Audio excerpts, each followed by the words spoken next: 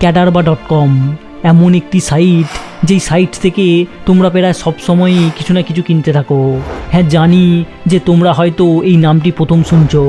আসলে প্রথমে অ্যামাজনের নাম ছিল ক্যাডারবা.com, কিন্তু এই নামটা লোকেরা ঠিকমতো উচ্চারণ করতে পারছিল না। কেউ কেউ তো একে ক্যাডবেরা বলেই ডাকতো।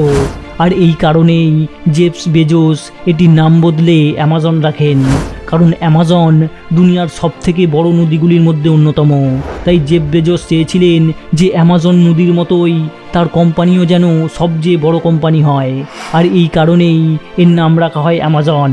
আর বর্তমানে অ্যামাজন কোথায় পৌঁছে গেছে সেটা আর বলার অপেক্ষা রাখে না।